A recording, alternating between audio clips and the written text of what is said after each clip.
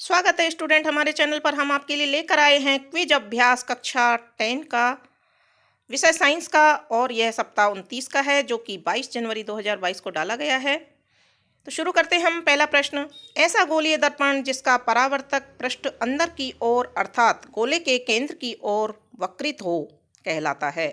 यानी कि अंदर की ओर वक्रित है तो परावर्तक भाग जहाँ से हमको दिखाई देता है, जहाँ से परावर्तन हो सकता है, तो ऐसे दर्पण को क्या कहेंगे? अवतल दर्पण। ऑप्शन नंबर 1 यहाँ पर सही उत्तर होगा। प्रश्न नंबर 2 है, गोलीय दर्पण का परावर्तक पृष्ठ जिस गोले का भाग है उस गोले की त्रिज्या कहलाती है।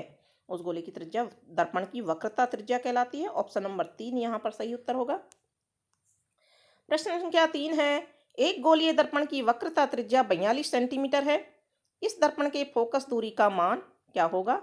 तो वक्रता त्रिज्या की आधी फोकस दूरी होती है, इसलिए 21 सेंटीमीटर उत्तर होगा। तो यहाँ ऑप्शन नंबर 2 सही उत्तर है। प्रश्न नंबर 4 है, किसी अवतल दर्पण पर बिंब उसके वक्रता केंद्र C पर स्थित हो तो बना हुआ प्रतिबिंब कैसा होता है? वक्रता केंद्र पर स्थित होता है तो समान आकार, वास्तविक और उल्टा, और वक्रता केंद्र C पर ही बनता है। ऑप्शन नंबर 1 यहाँ पर सही उत्तर होगा। अगला प्रश्न है, अगर आपको दर्पण में कुतुब मीनार की पूरी लंबाई का प्रतिबिंब देखना हो तो आप इनमें से किस दर्पण का प्रयोग करेंगे? तो हम उत्तल दर्पण का प्रयोग करेंगे। ऑप्शन नंबर 2 यहाँ पर सही उत्तर होगा। कोई 2.0 सेंटीमीटर साइज का बिंब किसी 10.0 सेंटीमीटर फोकस दूरी के अवतल दर्पण से 15.0 सेंटीमीटर की दूरी पर रखा गया है। दर्पण से कितनी दूरी पर पर्दे को रखा जाए कि स्पष्ट प्रतिबिंब प्राप्त हो? तो हम इसको हल करेंगे तो यहाँ उत्तर होगा ऑप्शन नंबर 2 -30 सेंटीमीटर। अगला प्रश्न है, एकांक समय में किसी विशेष क्षेत्र में प्रवाहित आवेश के परिमाण को क्या कहते हैं? विद्युत धारा कहते हैं। ऑप्शन नंबर 3 यहाँ पर सही उत्तर होगा।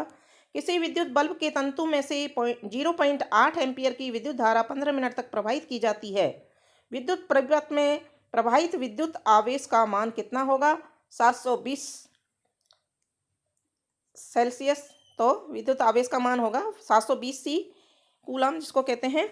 ऑप्शन नंबर 3 यहाँ पर सही उत्तर होगा।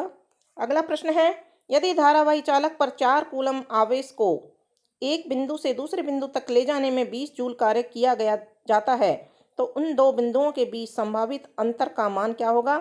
5V। ऑप्शन नंबर 2 यहाँ पर सही उत्तर होगा। किसी विद्युत परिपथ में चालक के सिरों के विभवांतर को मापने वाले यंत्र को क्या कहते हैं? वोल्टमीटर कहते हैं। ऑप्शन नंबर 2 यहाँ पर सही उत्तर है। अगला प्रश्न है, एक विद्युत परिपथ में धातु के तार के दो सिरों के बीच विभवांतर V और परिपथ में प्रवाहित विद्युत धारा I के मध्य क्या संबंध है? तो V प्रोपोर्शनल टू I, यानी कि ऑप्शन नंबर 2 पर सही उत्तर है। सिरों विभवांतर V परिपथ में प्रवाहित विद्युत धारा के समानुपाती होता है। आगे का प्रश्न है, किसी विद्युत परिपथ में धातु के तार में प्रवाहित होने वाली धारा I का मान क्या होगा यदि विभवांतर को स्थिर रखते हुए उसका प्रतिरोध R दुगना कर दिया जाए?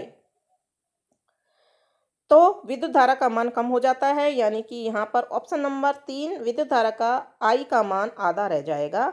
ये सही उत्तर होगा। तो इस तरह से बच्चों ये आपका क्विज अभ्यास कंप्लीट होता है। अगर आपने हमारे चैनल को सब्सक्राइब नहीं किया है तो सब्सक्राइब करें, दोस्तों के साथ शेयर करें, ताकि हम आपको इसी प्रकार के अन्य वीडियो उपलब्ध करवाते रहें। धन्यवाद।